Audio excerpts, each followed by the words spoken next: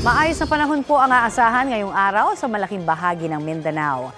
Base sa rainfall forecast ng Metro Weather, iilang lugar na lamang po sa Soc-Sargen Region at Bangsamoro ang posibleng ulanin sa mga susunod na oras. Maging alerto ang ilang lugar mula po sa banta ng baha o landslide dahil sa malakas na pag-ulan. Ayon sa Pag-asa, easterlies o ang mainit na hangin galing sa Pacific Ocean ang nakakaapekto ngayon sa silangang bahagi ng bansa. Habang hanging amihan ang umiiral pa rin sa extreme northern Luzon. Sa linggong ito, inaasahang mahina ang amihan at wala ring low pressure area base sa datos ng Metro Weather.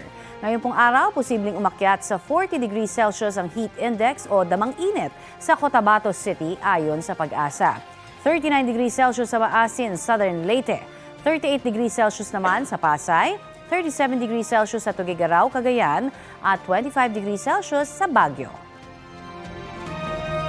Kapuso, para sa mga maiinit na balita, mag-subscribe sa GMA Integrated News sa YouTube. Sa mga kapuso naman abroad, subaybayan nyo kami sa GMA Pinoy TV at sa www.gmanews.tv.